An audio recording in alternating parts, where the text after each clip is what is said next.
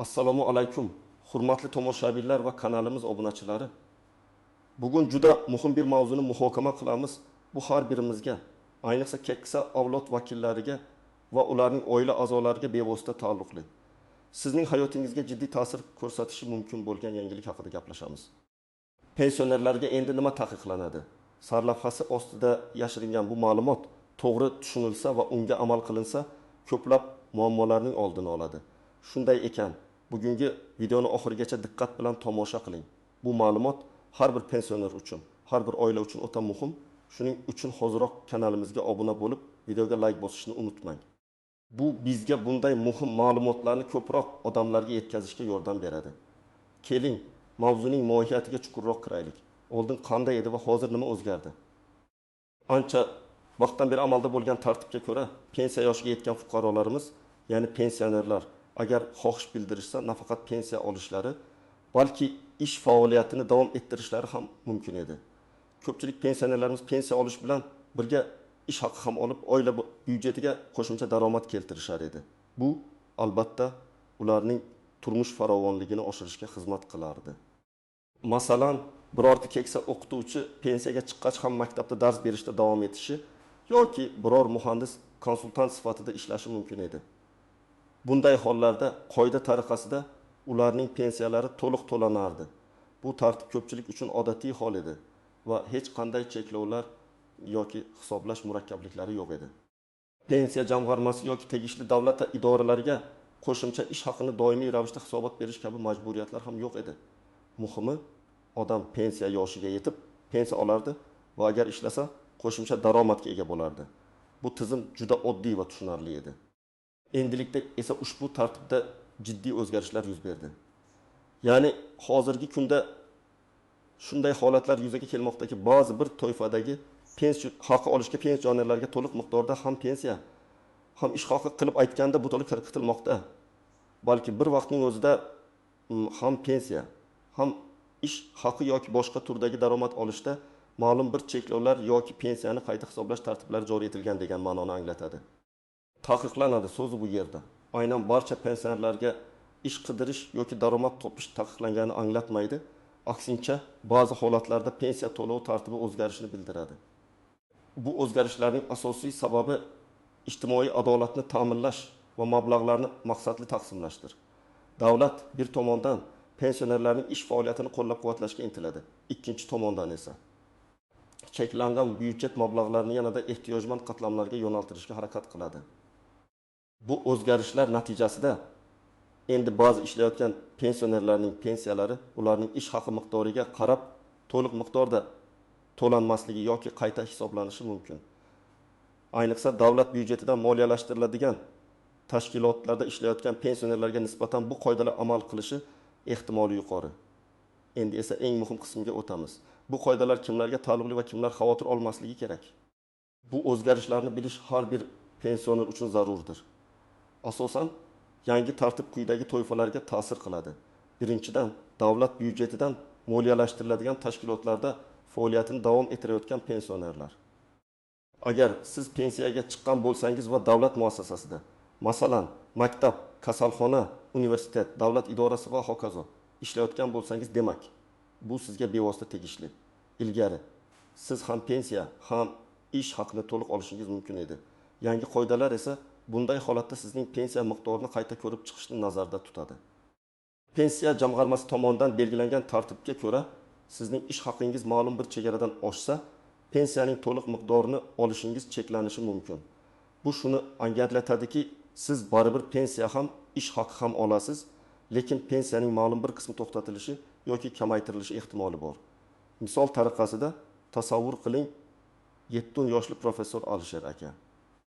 U pensiyaga chiqqan, lekin o'z sohasining mutaxassisi sifatida davlat universitetida o'qituvchilik faoliyatini davom ettirmoqda. Uning pensiyasi deylik 2 million so'm, ish haqi esa 4 million so'm. Oldingi tizimda Alisher aka jami 6 million so'm daromad olardi.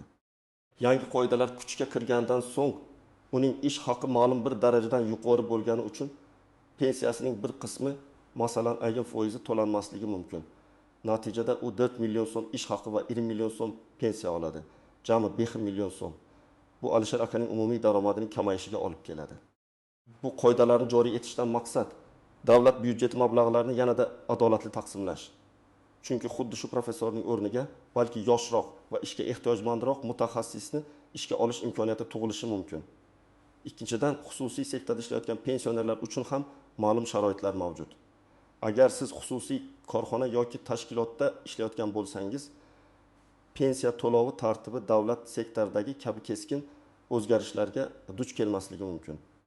Biroq bu yerda ham ma'lum chegaralar va shartlar joriy etilgan bo'lishi mumkin. Ba'zi hollarda agar sizning xususiy sektordagi daromadingiz juda yuqori bo'lsa va u ma'lum bir cheklov miqdoridan oshsa, pensiyaning ayrim turlari qayta ko'rib chiqilishi yoki qo'shimcha ijtimoiy nafaqalar bekor qilinishi mumkin. Bu asosan umumiy daromadlar miqdorini hisobga olgan holda belgilangan. Masalan, Aziza opa 6 yoshda pensiyaga chiqqan, lekin o'zining kichik tikuvchilik sexini ochgan va u yerda faoliyat yuritadi. Uning pensiyasi 20 million so'm. Sexdan o'rtacha 3 million so'm sof daromad topadi. Agar yangi qonun hujjatlarda xususiy tadbirkorlikdan olinadigan daromadlarga ham pensiya miqdorini cheklovchi qoidalar joriy etilsa, uning pensiyasi ham qayta hisoblanishi mumkin. Agar uning umumiy daromadi, pensiya plus biznes daromadi ma'lum bir chegara, masalan 10 million so'mdan oshsa, Aziza opaning pensiyasi ham qisman kamaytirilib, jami daromadi 10 million so'mgacha pasaytirilishi mumkin. Ammo hozircha aksariyat holatlarda xususiy sektorda ishlayotgan pensionerlarning pensiyalari o'zgarishsiz qolmoqda, lekin kelgusida bu holatlar ham nazoratga olinishi mumkin. Muhimi, har qanday qo'shimcha daromad, ayniqsa yuqori miqdordagi daromad haqida pensiya jamg'armasiga xabar berish majburiyati paydo bo'lishi mumkin. Uchinchidan, ijtimoiy nafaqa oluvchi pensionerlar. Agar siz nafaqat pensiya, balki davlatdan boshqa turdagi ijtimoiy nafaqalar, masalan, kam ta'minlanganlik nafaqasi, nogironlik nafaqasi va boshqalar ham olsangiz, ishga joylashish yoki qo'shimcha daromadga olish huquqingizga ta'sir qilishi mumkin. Ko'pincha ijtimoiy nafaqalar oilaning umumiy daromadi va moliyaviy ahvoliga qarab tayinlanadi. Agar siz ishga kirib yoki biznes boshlab qo'shimcha daromad topa boshlasangiz, sizning oilangizning moliyaviy ahvoli yaxshilanadi va bu o'z navbatida ijtimoiy nafaqa olish huquqingizni bekor qilishi mumkin. Bu yerda asosiy e'tibor daromad miqdoriga qaratiladi. Misol uchun, ma'mur aka birinchi guruh nogironi shu sababli nogironlik pensiyasi va nogironlik nafaqasi oladi. U uy sharoitida ba'zi bir hunarmandchilik bilan shug'ullanib, qo'shimcha daromad topishga harakat qildi. Agar uning bu daromadi ma'lum bir chegaradan oshib ketsa, unga beriladigan nogironlik nafaqasi bekor qilinishi mumkin. Pensiya esa nogironlik darajasiga ko'ra saqlanib qolishi ehtimoli bor. Lekin aynan ijtimoiy nafaqalar oilaning daromadiga qarab tayinlangani uchun ular bu o'zgarishlarga eng tez ta'sirchan bo'ladi. Kimlar xavotir olmasligi kerak? Birinchi navbatda ishlamayotgan, faqat pensiya hisobiga yashayotgan pensionerlar. Ularga hech qanday o'zgarish ta'sir qilmaydi. Ular odatdagidek pensiyalarni olishda davom etadilar. Ikkinchidan, o'z-o'zini band qilgan, ya'ni shaxsiy yordamchi xo'jalikda dehqonchilik qilayotgan, bog'dorchilik bilan shug'ullanayotgan yoki kichik hajmda hunarmandchilik bilan shug'ullanib, daromadi nisbatan kam bo'lgan pensionerlar. Bunday faoliyat turlari odatda pensiya miqdoriga ta'sir qilmaydi, chunki ular rasmiy ish stajiga kirmaydi va katta daromad manbai hisoblanmaydi. Biroq har qanday holatda ham sizning faoliyatingizga qarab aniq qoidalarni pensiya jamg'armasidan aniqlashtirish zarur. Endi esa qoidaning istisnolari, tuzoqlari va noaniq jihatlari haqida gaplashaylik. Bu qoidalarning ba'zi istisnolari ham mavjud. Masalan, harbiy pensionerlar yoki ichki ishlar organlari faxriylari uchun o'ziga xos tartiblar amal qilishi mumkin. Ularning pensiya ta'minoti alohida qonun hujjatlari bilan tartibga solinadi va yangi umumiy qoidalar ularga bevosita ta'sir qilmasligi mumkin. Shuningdek, ba'zi bir maxsus kasb egalari yoki xizmat ko'rsatgan shaxslar uchun ham alohida yondashuvlar bo'lishi mumkin. Misol uchun, shifokorlar yoki o'qituvchilarning ayrim toifalari uchun, ayniqsa qishloq joylarda yoki uzoq hududlarda faoliyat yuritayotganlar uchun ma'lum imtiyozlar saqlanib qolinishi ehtimoli bor. Bu mamlakatdagi kadrlar yetishmovchiligi bilan bog'liq bo'lishi mumkin. Agar pensiyaga chiqqan shifokor qishloq poliklinikasida ishlasa, uning faoliyati rag'batlantirilishi va pensiyasi to'liq saqlab qolinishi mumkin. Eng katta tuzoqlardan biri bu ma'lumotni pensiya jamg'armasiga to'g'ri o'z vaqtida taqdim etmaslikdir. Agar siz pensiyaga chiqqan bo'lsangiz va ishga joylashgan bo'lsangiz yoki tadbirkorlik faoliyatini boshlagan bo'lsangiz, bu haqida pensiya jamg'armasini ogohlantirishingiz shart. Aks holda sizga ortiqcha to'langan pensiya miqdori keyinchalik undirib olinishi mumkin. Bu esa qo'shimcha muammolar va moliyaviy qiyinchiliklarga sabab bo'ladi. Bu holatda hatto jarimalar ham qo'llanilishi mumkin. Tasavvur qiling, bir pensioner 2 yil davomida ishlaydi, lekin pensiya jamg'armasiga xabar bermaydi. 2 yildan so'ng bu holat aniqlansa, unga ortiqcha to'langan barcha pensiya summalari bir yo'la undiriladi. Bu esa pensionerning moliyaviy ahvoliga jiddiy zarar berishi mumkin. Yana bir noaniq nuanja bu daromad turlari. Ya'ni qanday daromadlar pensiyaga ta'sir qiladi va qandaylari yo'q? Ish haqi albatta ta'sir qiladi. Tadbirkorlikdan olingan daromad ham. Lekin masalan, bankdagi omonatdan olingan foizlar, meros qilib olingan pul mablag'lari yoki qimmatbaho buyumlarni sotishdan olingan daromadlar qanday hisobga olinadi? Odatda mehnat faoliyati natijasida olingan daromadlar nazarda tutiladi. Biroq bu jihatlar ham aniq belgilangan bo'lishi kerak. Bu yerda pensiya jamg'armasidan aniq tushuntirish olish zarur. Ba'zi daromadlar, masalan, bir martalik yordam puli, stipendiyalar yoki alimentlar pensiya hisobiga kirmasligi mumkin. Shuningdek, nafaqat rasmiy ish haqi, balki fuqarolik huquqiy shartnomalar bo'yicha bajarilgan ishlar uchun to'lanadigan gonorarlar ham hisobga olinishi mumkin. Bundan tashqari, ish staji va ish haqi bo'yicha aniq ma'lumotlarning pensiya jamg'armasiga o'z vaqtida kelib tushishi ham muhimdir. Agar siz ishlayotgan korxona o'z vaqtida soliq idorasiga va pensiya jamg'armasiga ma'lumotlarni taqdim etmasa, bu pensiya jamg'armasiga ma'lumotlarni kelishi mumkin. Pensiya jamg'armasi sizning mehnat stajingiz va ish haqingiz to'g'risidagi ma'lumotlarni elektron tizim orqali oladi. Ammo tizimda uzilishlar yoki ma'lumotlar almashinuvida kechikishlar bo'lsa, bu sizning pensiya to'lovingizda ham xatoliklarga sabab bo'lishi mumkin. Shuning uchun o'zingizning shaxsiy ma'lumotlaringiz pensiya jamg'armasida to'g'ri aks etganiga ishonch hosil qilishingiz lozim. Eng muhim jihatlardan biri bu ma'lum bir chegara yoki belgilangan miqdor nima ekanligidir. Bu miqdorlar qonun hujjatlarida aniq ko'rsatilishi shart. Aks holda fuqarolar qanday summadan oshganda cheklovlar qo'llanilishini bilmay qolishadi. Hozircha bunday miqdorlar aniq bo'lmasligi mumkin. Shuning uchun rasmiy manbalardagi o'zgarishlarni kuzatib borish zarur. Ba'zi mamlakatlarda bu minimal ish haqi miqdori bilan bog'lanadi. Ba'zilarida esa o'rtacha ish haqi ko'rsatkichlari bilan. Bizning holatda ham shunga o'xshash mexanizm joriy etilishi mumkin. Pensiya miqdorini qayta hisoblashda ishlayotgan pensionerning ish staji va umumiy daromadi qancha muddat davomida qancha miqdorda bo'lgani ham muhim rol o'ynaydi. Bu o'zgarishlar faqat yangi ishga joylashganlarga ta'sir qiladimi yoki eski ishchilarga hammi degan savol ham tug'iladi. Odatda bunday qonunlar qabul qilingan sanadan boshlab kuchga kiradi, lekin ba'zi istisnolar bo'lishi mumkin. Endi esa amaliy maslahatlarga o'tamiz. Siz nima qilishingiz kerak? Bu qoidalar sizga tegishli bo'lsa, quyidagi aniq qadamlarni bajaring. Birinchi qadam, pensiya jamg'armasiga murojaat qiling. Agar siz ishlayotgan pensioner bo'lsangiz yoki yaqin orada ishga joylashishni rejalashtirayotgan bo'lsangiz, birinchi qilishingiz kerak bo'lgan ish bu o'zingizning yashash joyingizdagi pensiya jamg'armasi bo'limiga murojaat qilish. U yerda sizga yangi qoidalar aynan sizning holatingizga qanday ta'sir qilishini batafsil tushuntirib berishlari kerak. Sizning savollaringizga aniq javob olishingiz muhim.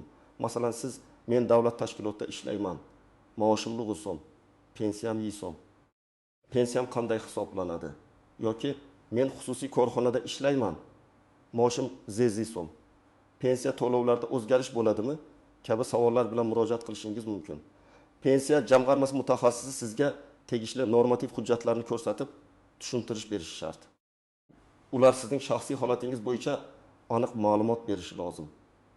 Ikkinchi qadam, zarur hujjatlarni to'plang. Agar sizning pensiya to'lovlaringizga o'zgarish kiritilishi haqida ma'lumot olsangiz, sizdan ba'zi hujjatlar talab qilinishi mumkin.